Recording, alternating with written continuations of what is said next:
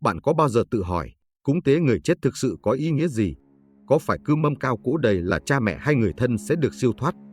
Hay những giọt nước mắt, tiếng khóc thương lại vô tình giữ họ lại nơi trần thế? Trong video hôm nay, chúng ta sẽ theo chân Trình Phong, một người con hiếu đạo xưa ở Trung Quốc, trên hành trình tìm đến Cao Tăng tại ngôi chùa cổ để hiểu 7 điều quan trọng mà Địa Tạng Vương Bồ Tát dạy về cúng tế người chết. Từng điều là một bài học sâu sắc, từ cúng đúng pháp, hiếu đạo khi còn sống, tránh mê tín đến cách dùng công đức và trí tuệ để giúp linh hồn siêu thoát. Mỗi bước đi của Trình Phong sẽ khiến bạn rơi nước mắt, thức tỉnh và suy ngẫm về hiếu nghĩa trong cuộc đời mình. Hãy nhấn đăng ký kênh và bật chuông thông báo để cùng khám phá những câu chuyện nhân quả, hiếu đạo và pháp môn Phật giáo đầy xúc động, giúp bạn sống trọn tình và hiểu đúng về cúng tế người đã khuất. Tiếng chuông chùa xa vọng, từng tiếng như xuyên qua lớp sương dày đặc của buổi hoàng hôn.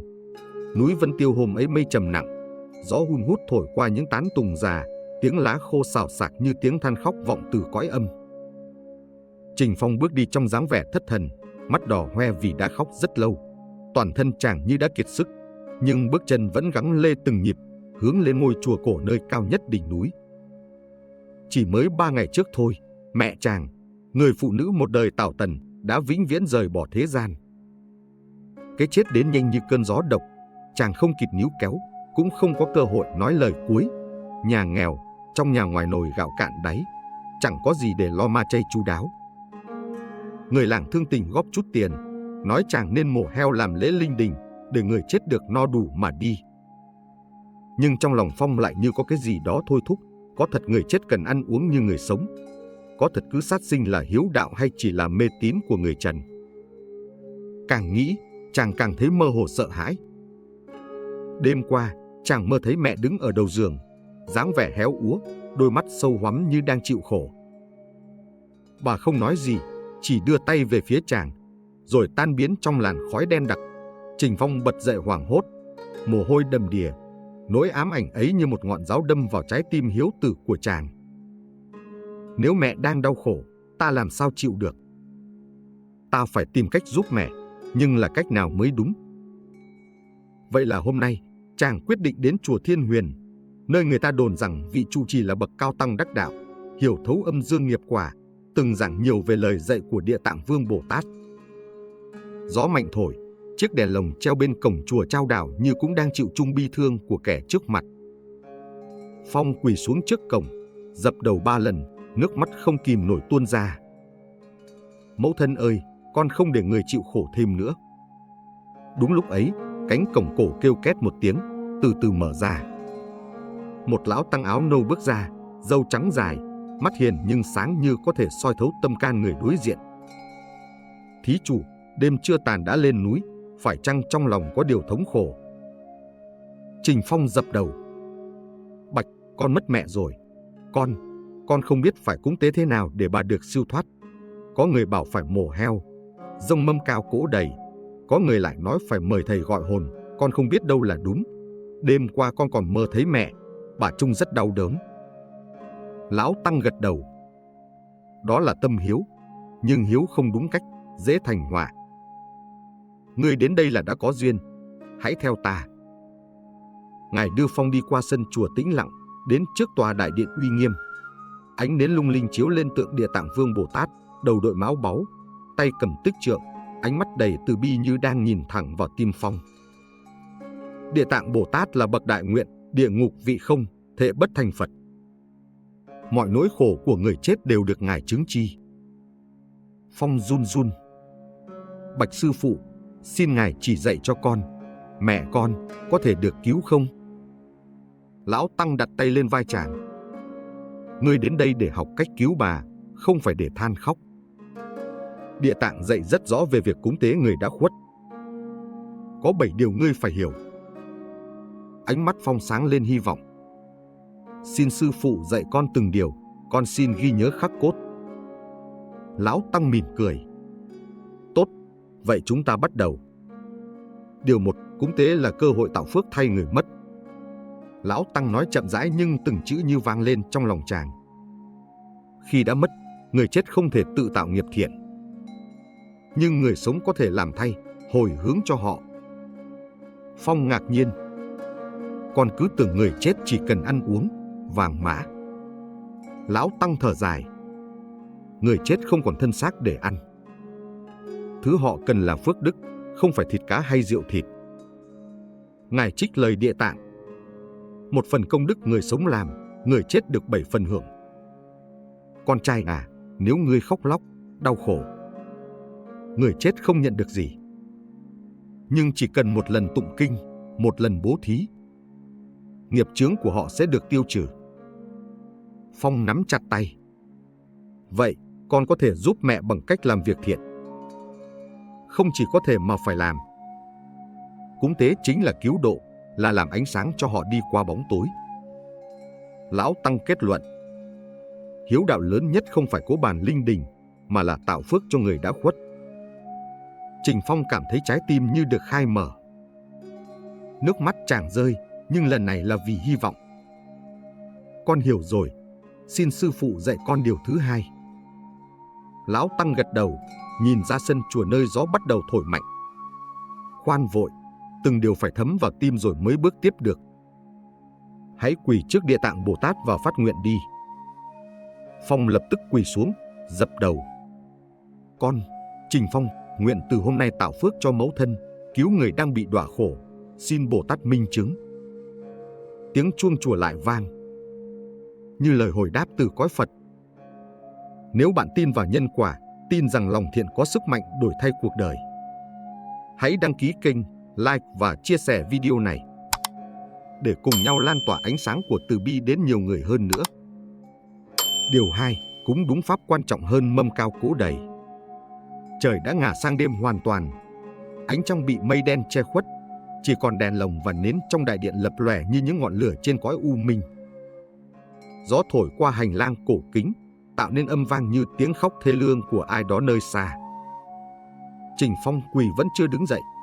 Lời nguyện từ tận đáy tim dường như đã được Bồ Tát soi chiếu. Lão Tăng nhìn chàng một lúc lâu, rồi ra hiệu cho chàng đứng lên. Được rồi, chúng ta bước sang điều thứ hai mà Địa Tạng đã chỉ dạy.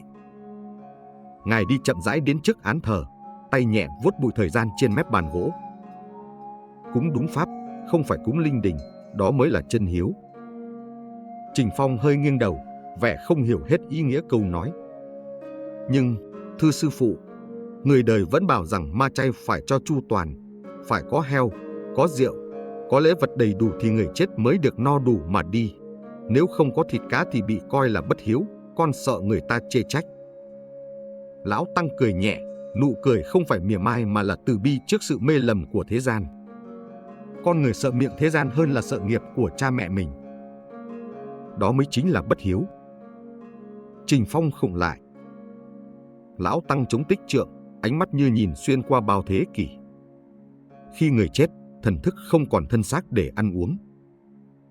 Vậy con đem mâm cao cỗ đầy, ai là kẻ ăn? Là người sống. Phong mở to mắt. Đúng vậy. Từ trước đến nay hễ nhà ai có đám ma, người sống ăn uống linh đình, còn người chết làm sao ăn nổi? Lão Tăng tiếp lời. Chưa kể sát sinh cúng tế là tăng thêm nghiệp tội. Heo gà bị giết, máu đổ, tiếng kêu oan thấu trời. Tội ấy người sống gây ra, nhưng người chết phải chung gánh. Phong run lên. Chẳng lẽ trong những đám cúng lớn, người chết không những không được phước mà còn bị tội? Chính xác, Địa Tạng dạy rằng cúng tế sát sinh, thác sinh càng thêm đọa lạc. Gió lạnh bỗng thổi mạnh, ngọn nến chập chờn như minh chứng cho lời răn. Trình Phong thấy rùng mình. Bao năm nay nghe người đời tổ chức linh đình, hóa ra đều là hại người mình thương sao? Chàng nấc lên, giọng vỡ òa. Vậy con, suýt nữa đã hại mẹ rồi sao? Lão Tăng đặt tay lên vai chàng. Hiểu ra được mới là khởi đầu của chánh kiến. Thay vì cỗ bàn, Địa Tạng dạy con phải cúng chay, không sát sinh. Thắp hương, giữ thân tâm thanh tịnh. Cúng vật thanh tịnh, nước sạch, hoa tươi, trái cây. Trì chú, tụng kinh, niệm Phật. Làm phước thiện để hồi hướng. Nhưng con không biết tụng kinh, con sợ mình làm sai. Lão Tăng bước đến trước tượng Địa Tạng, giọng như sấm vang mà lại dịu như tiếng suối. Chỉ cần một tiếng niệm, Nam Mô Địa Tạng Vương Bồ Tát. Bằng tấm lòng hiếu tử, cũng hơn ngàn mâm cỗ. Phong siết chặt nắm tay. Vậy mà con suýt nghe lời người ta bảo mua một con heo để cúng mẹ, con ngốc quá. Không phải con ngốc, là cả thế gian bị bao phủ bởi một sự mê tín khá nặng. Người đời tưởng cúng lớn là hiếu, nhưng lại không biết. Hiếu không đúng cách, hóa thành bất hiếu. Để minh họa điều đó, Lão Tăng kể. Thuở xưa có một gia đình giàu có, cha chết, con trai vì sợ mất mặt nên tổ chức cúng linh đình, giết hàng trăm con vật. Đêm ấy, hắn mơ thấy cha mình bị xiềng xích lôi đi, kêu than. Cớ sao con khiến cha mang thêm nợ máu? Cha hắn bị kéo xuống càng sâu nơi ác đạo. Người con hối tiếc suốt đời nhưng đã muộn. Phong rùng mình, như thấy cảnh tượng ấy diễn ra ngay trước mắt. Lão Tăng tiến gần hơn, từng chữ nhấn mạnh. Cúng tế nếu chỉ là hình thức khoe khoang, nếu chỉ lo cho người ta nhìn mình, nếu chỉ để thể hiện sự giàu sang, thì đó không phải cúng tế, mà là giả hiếu, tạo nghiệp, tự lừa dối mình. Phong gật đầu mạnh. Con hiểu rồi. Từ nay con sẽ cúng chay cho mẹ, tự làm bằng đôi tay này, bằng sự thành tâm của trái tim này. Tốt, nhưng chưa đủ. Địa Tạng dạy rằng cúng pháp là cúng tối thượng. Phong hỏi ngay. Cúng pháp là gì? Là đem giới, định, tuệ, đem giáo pháp, đem thiện hạnh mà hồi hướng. Đây là ngọc quý mà người chết nhận được ngay lập tức, không bị thần lính hay nghiệp lực ngăn cản. Phong quỳ sập xuống, dập đầu 3 cái. Xin sư phụ dạy con cách cúng đúng pháp. Con xin từ bỏ mâm cao cỗ đầy, từ bỏ sát sinh. Con chỉ muốn mẹ được an vui. Nước mắt chàng rơi lã chã, nhưng lần này không còn tuyệt vọng như lúc mới đến mà là lời thề của một người con đang hiểu ra chân lý. Lão Tăng chậm rãi đỡ chàng đứng lên. Ta thấy nơi con tâm hiếu đang bừng cháy. Nhưng phải nhớ, cúng tế là cầu cho người mất siêu thoát, chứ không phải để người sống đối đãi nhau. Trong khoảnh khắc ấy, cánh cửa đại điện khẽ rung vì gió. Tượng Địa Tạng ánh lên một tia sáng nơi mắt ngài, như chứng minh cho hướng đi mới của Trình Phong. Lão Tăng chắp tay, hướng về tôn tượng. Bồ Tát dạy con hãy nhớ. Chân tâm cúng tế vạn phúc quy tụ, tà tâm cúng tế tội nghiệp chất chồng. Rồi ngài nhìn sâu vào mắt Trình Phong. Ngươi có bằng lòng bỏ hình thức, chọn chánh pháp không? Phong trả lời không chút do dự. Con bằng lòng, con nhất định làm theo lời Bồ Tát dạy.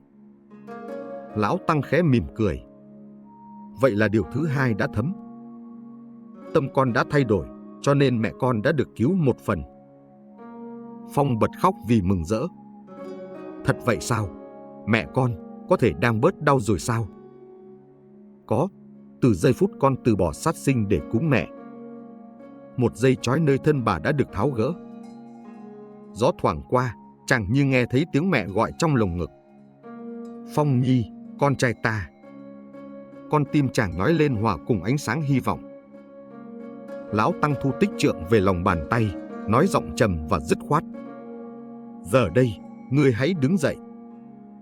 Chúng ta sẽ bước sang điều thứ 3, điều quan trọng nhất trong việc cứu vớt người đã khuất. Hồi hướng công đức có sức chuyển hóa nghiệp cực mạnh. Phong lau nước mắt, ngẩng đầu cao, giọng rắn rỏi. Xin sư phụ, xin dạy con cách cứu mẹ khỏi bóng tối của nghiệp lực. Ánh nến trong điện bất ngờ sáng rực, như có hàng vạn hồn linh đang lắng nghe. Nếu bạn tin vào nhân quả, tin rằng lòng thiện có sức mạnh đổi thay cuộc đời, hãy đăng ký kênh, like và chia sẻ video này để cùng nhau lan tỏa ánh sáng của từ bi đến nhiều người hơn nữa. Điều 3. Hồi hướng công đức ánh sáng chuyển hóa nghiệp lực. Gió núi càng lúc càng mạnh. Trên bầu trời, mây đen cuộn xoáy như có điều gì đó đang ngăn chặn ánh sáng từ cõi Phật rọi xuống. Nhưng trong đại điện, dưới hào quang của Địa Tạng Vương Bồ Tát, một sinh mệnh của người đã khuất đang dần được cứu rỗi. Lão Tăng đưa tay chỉ lên tượng Bồ Tát. Trình Phong, ngươi phải hiểu, không có gì mạnh bằng công đức hồi hướng. Phong thắc mắc. Công đức có thể truyền đến người chết sao? Lão Tăng chậm rãi gật đầu. Khi một người bỏ thân xác, thần thức như đứa trẻ lạc trong bóng tối, bị nghiệp lực lôi kéo. Nếu không có ánh sáng công đức chiếu đến, họ sẽ mãi chìm trong đau khổ. Người thầy nhấn mạnh từng chữ. Hồi hướng công đức chính là ánh đèn dẫn họ qua đêm đen nghiệp chướng. Phong nhớ lại giấc mơ đêm trước mẹ đứng trong bóng tối vô vọng, như bị trói chặt bởi một sức mạnh vô hình. Chàng run rẩy. Con thấy mẹ, bà như đang lạnh lẽo và sợ hãi vô cùng. Bởi bà chưa thấy đường đi. Và chính con sẽ là người thắp đuốc. Phong nắm chặt bàn tay đến bật máu. Xin dạy con phải làm gì để giúp mẹ? Lão Tăng liệt kê. 1. Tụng kinh Địa Tạng truyền nghiệp mạnh mẽ nhất. 2. Niệm danh hiệu Địa Tạng Vương Bồ Tát. 3. Bố thí, phóng sinh, làm việc thiện. 4. In kinh, ấn tống sách thiện. 5. Phát tâm giúp đỡ người đau khổ. Rồi Ngài giải thích sâu hơn. Mỗi lần con làm thiện, phúc như một giọt nước rơi vào biển công đức. Rồi con hồi hướng. Nguyện công đức này giúp mẫu thân siêu sinh.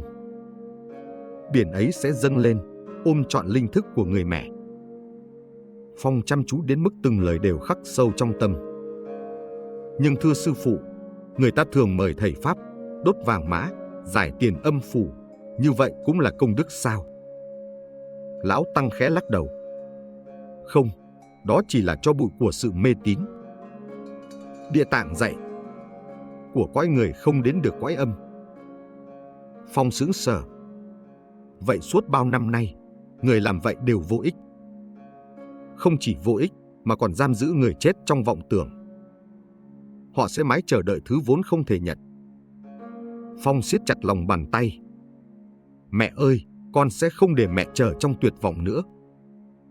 Lão Tăng quay lại, nhìn sâu vào mắt chàng. Hãy niệm theo ta, một câu thôi. Ngài chắp tay, giọng như sấm rền lan vào vô hình. Nam mô Địa Tạng Vương Bồ Tát. Phong lập tức niệm theo, từng chữ run lên vì xúc động. Nam mô Địa Tạng Vương Bồ Tát. Ngay khoảnh khắc ấy, một luồng sáng từ tượng Bồ Tát lan tỏa khắp đại điện. Ngọn nến cháy sáng bùng lên. Không gian rung chuyển như cõi âm vừa bị chẻ đôi. Phong giật mình, đồng thời cảm nhận một hơi ấm tràn đến tim. Mắt chàng mở to, chàng thấy hình bóng của mẹ. Mẹ chàng đứng trong vùng ánh sáng, gương mặt bớt đau đớn hơn. Đôi mắt rưng rưng nhìn chàng với nỗi nhớ thương vô hạn. Bà đưa tay như muốn chạm vào giữa khoảng cách sinh tử. Phong bật khóc. Mẹ có nghe con không? Con sẽ cứu mẹ, con hứa. Nhưng hình ảnh ấy lại từ từ lùi xa, như muốn nhắn một điều gì. Phong nhi, đừng dừng lại. Rồi bà tan vào ánh sáng. Phong quỳ xuống, khóc nấc. Sư phụ, con vừa thấy mẹ đã bớt khổ rồi. Lão Tăng gật đầu. Đó là vì ý niệm công đức của con vừa phát ra.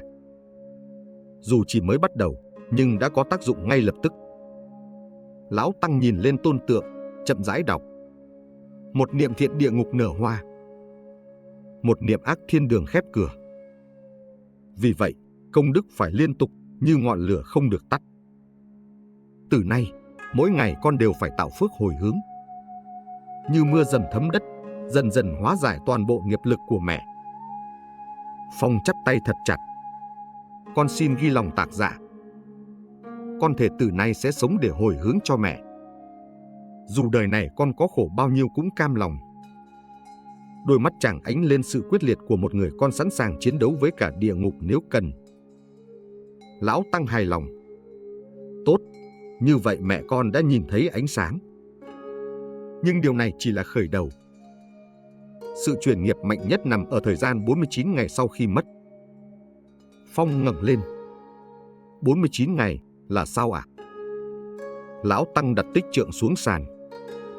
Đó là điều thứ tư mà con nhất định phải hiểu. Nếu con làm đúng trong 49 ngày này, con có thể cứu mẹ hoàn toàn khỏi đọa lạc.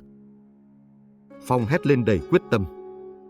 Sư phụ, xin dạy con điều thứ tư ngay bây giờ. Ánh sáng trong điện lại bừng rực lên một lần nữa. như Bồ Tát đang mỉm cười vì một trái tim hiếu tử đã thật sự tỉnh thức. Nếu bạn tin vào nhân quả, tin rằng lòng thiện có sức mạnh đổi thay cuộc đời, hãy đăng ký kênh, like và chia sẻ video này để cùng nhau lan tỏa ánh sáng của từ bi đến nhiều người hơn nữa. Điều thứ 4 giờ 49 phút ngày định đoạt. Trời vừa sang buổi chiều, ánh nắng nghiêng qua hiên chùa, soi lên những hạt bụi vàng nhạt đang chậm rãi rơi như những linh hồn phiêu bạt. Thời gian nơi cửa Phật luôn như dừng lại, nhưng trong lòng Trình Phong lúc này thì gấp gáp, chất chứa hàng trăm nỗi lo. Chàng nhìn Cao Tăng, cung kính hỏi: "Thưa đại sư, vậy ta phải cúng tế trong bao lâu? Mỗi lần thực hiện thì thần linh có thật sự lắng nghe hay chỉ là ảo vọng của người sống?" Cao Tăng khẽ mỉm cười, đặt tách trà xuống. "Ngươi có biết vì sao Đức Địa Tạng Bồ Tát khuyên người đời làm phước, tụng kinh, hồi hướng cho người chết trong 49 ngày đầu không?" Trình Phong lắc đầu, đôi mắt mở rộng đầy chờ đợi. Cao Tăng từ tốn giảng: 49 ngày ấy chính là lúc vong linh rời khỏi thân cũ, bước vào đại pháp đình của nghiệp lực. Mỗi 7 ngày, vong linh sẽ đứng trước một vị phán quan, bị chiếu soi bởi nghiệp đã tạo khi còn sống. Giọng ngài trầm xuống như đang kể một sự thật rùng mình. Trong khoảng thời gian đó, người chết còn chưa định nghiệp nơi nào. Ngươi làm một thiện, phước như tay nải giúp họ vượt qua vực sâu. Ngươi tạo một ác, lại như đá nặng kéo họ vào hầm tội. Bởi vậy người sống là cứu tinh của người chết trong 49 ngày ấy. Trình Phong sững sờ. Nếu đúng vậy thì ta càng không được chậm trễ. Nhưng ta nên hành trì thế nào cho đúng? Cao Tăng nói như tiếng chuông gõ vào tâm trí. Cúng tế chỉ là một phần. Quan trọng hơn là đem công đức chân thật mà hồi hướng. Ngài giảng rõ những việc nên làm trong 49 ngày. Tụng kinh Địa Tạng, niệm Phật mỗi ngày. Phóng sinh, bố thí, giúp đỡ người nghèo. Giữ tâm thanh tịnh, không oán hận, không khóc lóc bi thương quá độ. Làm thiện nêu tên người mất mà hồi hướng công đức. Những điều tuyệt đối tránh. Sát sinh làm cỗ mặn linh đình. Mê tín gọi hồn, cầu ma quỷ nhập xác. Khóc than kéo giữ, khiến vong linh vướng luyến không đi. Cao Tăng nhìn sâu vào mắt Trình Phong. Người chết cần ánh sáng, không cần tiếng khóc. Ngươi thương người đó, hãy cho họ hành trang đi tiếp. Đừng níu họ quay lại trần ai. Gió thoảng qua, tiếng mõ từ điện chính vang lên. Đột nhiên, Cao Tăng giơ tay chỉ ra sân chùa. Phong, hãy nhìn kia. Trình Phong quay lại. Bên dưới tán cây cổ thụ, có một làn sương đen mờ mịt tụ lại như bóng dáng một người đang quỳ, hai cánh tay đưa ra cầu cứu. Chàng thất kinh. Đó là gì? Cao Tăng khép mi mắt. Là một hồn phách không được ai tưởng nhớ, không ai hồi hướng trong 49 ngày, nên rơi vào cảnh đói khát cô độc, lang thang tìm chút hơi ấm trần gian. Trình Phong toàn thân nổi da gà, chàng nắm chặt tay. Nếu mẫu thân của ta cũng phải chịu cảnh đó thì sao?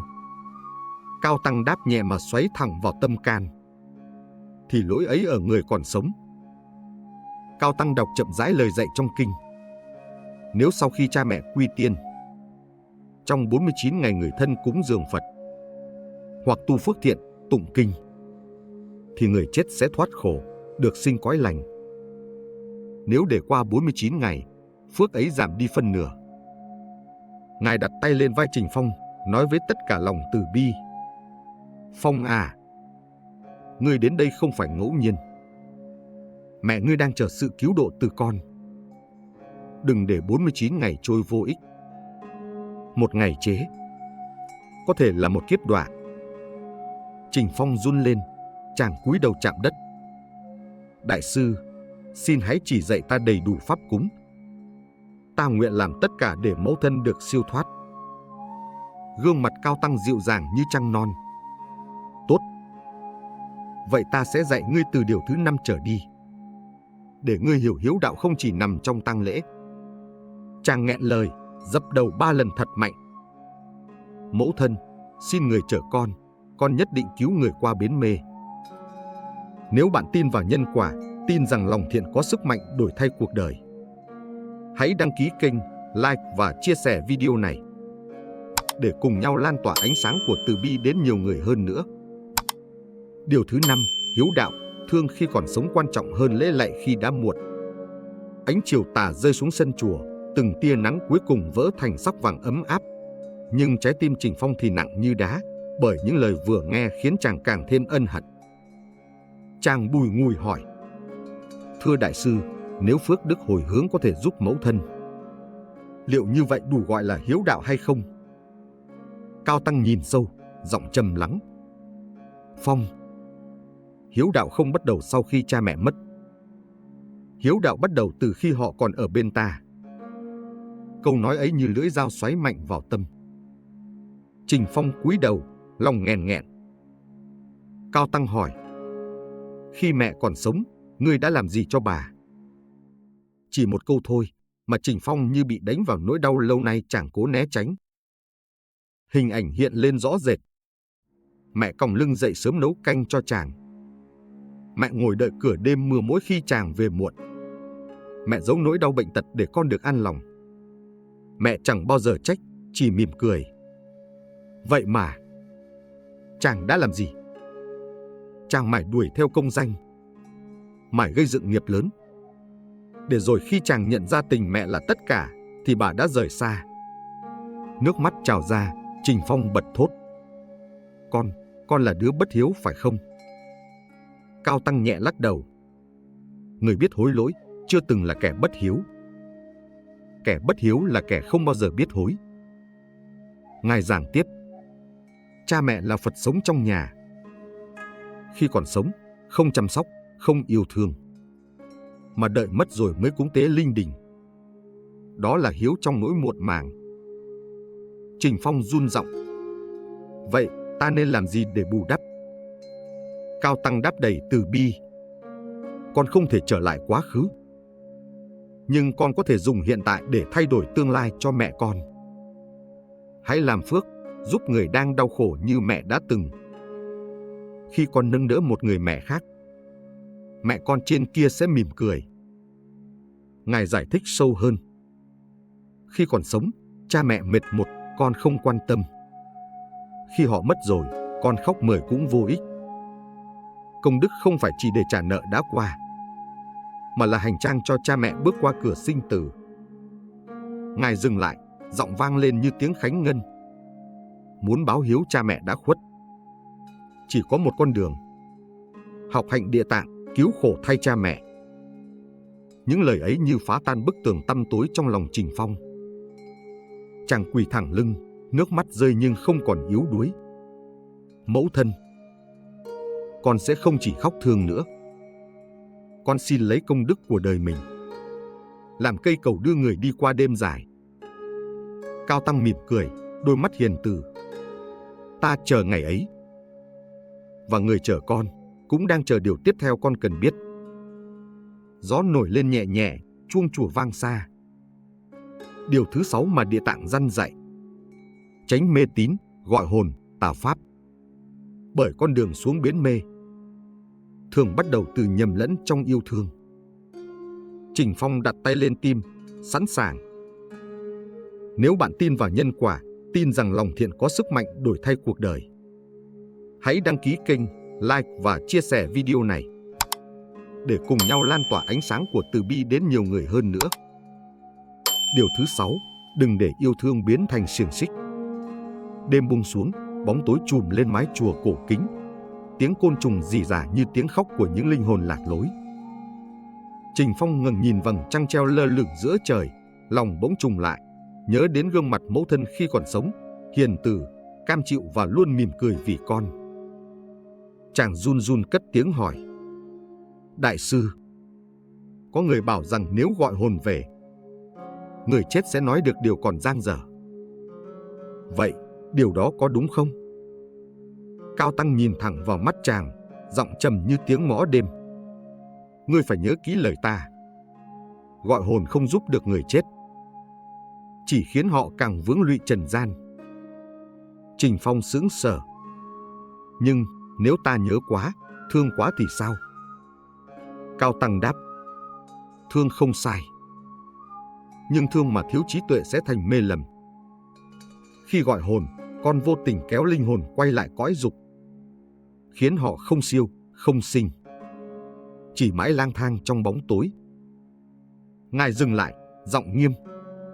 Nỗi nhớ của người sống có thể biến thành xiềng xích trói buộc người chết. Cao Tăng nhíu mày. Phong, có một điều con phải tuyệt đối ghi nhớ. Quỷ cũng biết mượn lời người thân để lừa con. Không khí lập tức trở nên lạnh buốt.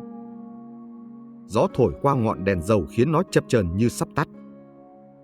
Có những âm hồn đói khát, chỉ chờ người trần gọi tới, để giả dạng thân nhân, đòi hỏi cúng tế, sát sinh, cuối cùng đưa cả người sống vào hố sâu. Trình Phong rùng mình. Chẳng lẽ có thể xảy ra như vậy sao? Xảy ra mỗi ngày trong cõi người. Cao Tăng nhìn ra vườn chùa mờ mịt sương. Có cha mẹ nào muốn con mình đau khổ? Nếu họ thực sự hiện về, họ chỉ xin con sống tử tế, làm phước, tu tập, chứ không bao giờ đòi hỏi lễ vật linh đình hay những điều gây sợ hãi, hao tài tán đức. Ngài nói dứt khoát. Nếu một vong hồn bảo con đốt vàng mã thật nhiều, mời pháp sư đến gọi hồn, thì đó không phải cha mẹ con. Cao Tăng trầm giọng đọc phần kinh. Nếu chúng sinh vì tình sâu nghĩa nặng mà đắm chấp, thì cả kẻ sống và người chết đều bị đọa vào luân hồi không dứt. Ngài đặt tay lên tấm lòng đang run rẩy của Trình Phong. Phong, con muốn gặp mẹ lần nữa. Hãy gặp mẹ bằng ánh sáng công đức, không phải qua những bóng hình hư ảo. Trình Phong cúi đầu, nước mắt chảy dài. Con hiểu rồi. Con thương mẹ nên con không thể để mẹ bị trói bởi tình con. Chàng siết nắm tay, lời nói như một lời thề. Vì mẫu thân, con sẽ tuyệt đối tránh các tà pháp mê tín. Con xin nương theo lời dạy của Phật và Địa Tạng. Cao Tăng mỉm cười hiền lành. Tốt. Ngươi đã vượt qua bóng tối lớn nhất của người sống, nỗi đau vô minh. Giờ đây, con cần biết điều cuối cùng và quan trọng nhất. Tiếng chuông chùa bỗng ngân dài, vang vọng như tiếng gọi của cõi trên. Điều thứ 7. Người chết cần ánh sáng trí tuệ, không phải mâm cỗ hay nước mắt. Gió phả qua sân chùa, trăng lên cao hơn. Trình Phong nín thở chờ đợi. Nếu bạn tin vào nhân quả, tin rằng lòng thiện có sức mạnh đổi thay cuộc đời, hãy đăng ký kênh, like và chia sẻ video này để cùng nhau lan tỏa ánh sáng của từ bi đến nhiều người hơn nữa. Điều thứ 7. Người chết cần ánh sáng trí tuệ, không phải mâm cỗ hay nước mắt. Trời đã về đêm sâu, ánh trăng bắc ngang bầu trời như một con mắt lặng lẽ dõi theo cõi nhân gian. Sương mù phủ xuống sân chùa, lạnh mướt như chạm vào tận xương. Trình Phong ngồi trước Cao Tăng, tim đập mạnh từng hồi. Chàng hiểu phần tiếp theo chính là điều giải đáp tất cả nỗi đau và mong cầu của mình. Chàng khẽ hỏi, giọng vừa run vừa khẩn thiết. Đại sư, con đã hiểu tránh mê tín, nhưng người chết cần gì từ chúng con? Chúng con phải làm gì để họ thật sự được siêu thoát? Cao Tăng khép mắt lại trong khoảnh khắc, như đang lắng nghe hơi thở của đất trời. Khi mở mắt, ánh nhìn của Ngài trở nên sáng tựa sao. Người chết không cần mâm cao cỗ đầy. Họ không cần những tiếng khóc tuyệt vọng. Họ chỉ cần ánh sáng trí tuệ dẫn đường mà thôi. Ngài giảng giải. Con thử nghĩ xem, mâm cúng đặt trước mặt, liệu người chết có thể ăn được không?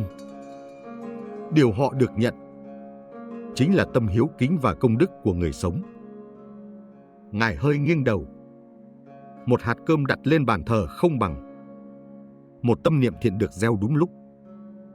Một bát canh linh đình không bằng một câu Phật hiệu được đọc chân thành. Trình Phong gật đầu, đôi mắt dần ngời sáng. Cao Tăng tiếp lời. Khi con khóc than níu kéo, con giữ họ lại nơi trần thế này. Người chết đau hơn người sống gấp ngàn lần. Khi bị con cái mình bước ra, nhưng lại cố nắm lấy họ bằng nước mắt. Giọng Ngài trở nên mạnh mẽ. Con thương họ, hãy để họ đi về nơi họ phải đến. Hãy thắp cho họ một ngọn đèn, không phải một ngọn lửa thiêu rụi cả hai bên. Cao Tăng đặt tay lên ngực mình rồi đặt lên ngực Trình Phong. Ánh sáng trí tuệ, khởi từ tâm biết điều thiện và tâm biết buông bỏ. Địa Tạng Bồ Tát từng dạy, một niệm lành của con cái có thể cứu cha mẹ vượt biển khổ. Ngài dừng lại, giọng trở nên dịu dàng. Bởi vì khi con khởi thiện tâm, người chết mượn gió mà bay lên. Khi con tu tập trí tuệ, người chết dựa ánh sáng mà đi tiếp. Bất ngờ, một cơn gió mạnh thổi vào điện thờ. Ngọn đèn dầu bập bùng sáng lên hơn trước. Phía sau lưng Trình Phong, chàng bất giác cảm thấy có người đang đứng đó.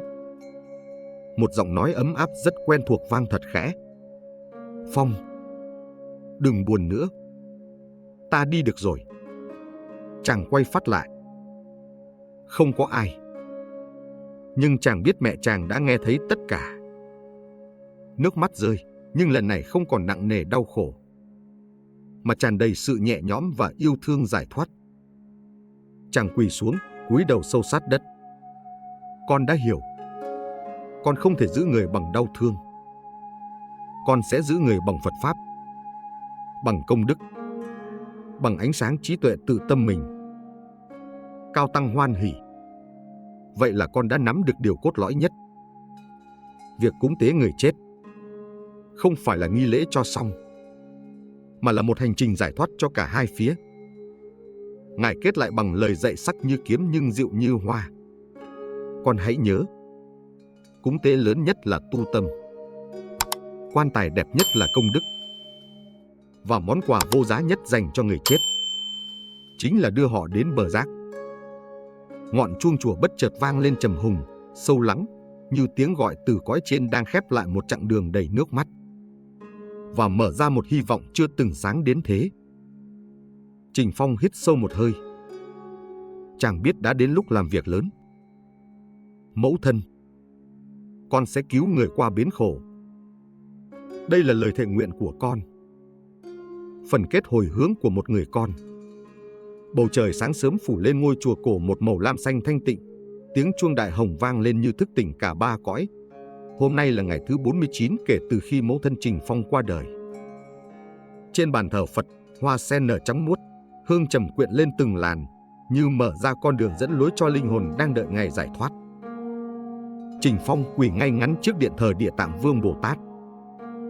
Ánh mắt chàng kiên định, nhưng sâu thẳm vẫn là tình mẫu tử không thể giấu.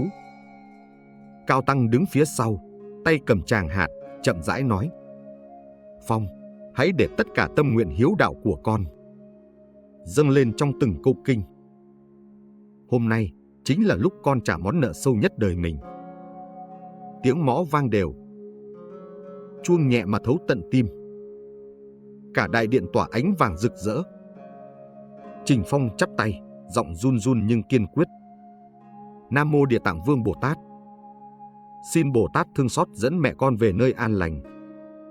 Chàng tụng từng câu kinh Địa Tạng bằng tất cả trái tim. Không chỉ là tiếng đọc, mà là yêu thương hòa vào từng chữ, là niềm tin gửi vào từng lời. Bên ngoài đại điện, mây đen chợt vén khỏi ngọn núi xa. Một chùm ánh sáng rực rỡ chiếu xuống, như đáp lại lời nguyện chân thành ấy. Đột nhiên, hương trầm biến thành ánh sáng lấp lánh.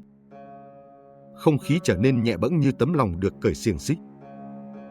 Phía sau lưng Trình Phong, một bóng người phụ nữ hiện ra, dịu dàng như gió xuân, thanh thoát như tơ sương.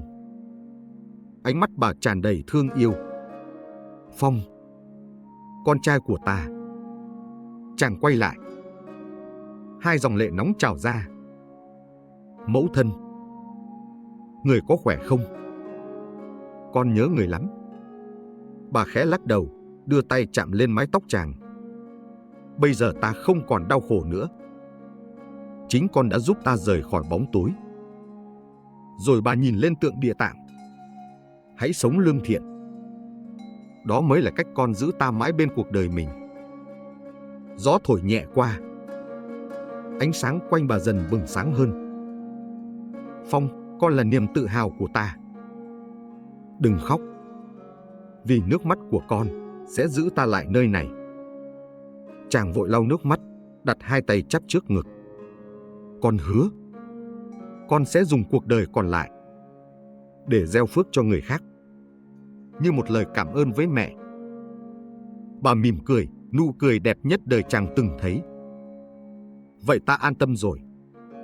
Ánh sáng bỗng tỏa rực như ngàn vì sao bừng nở.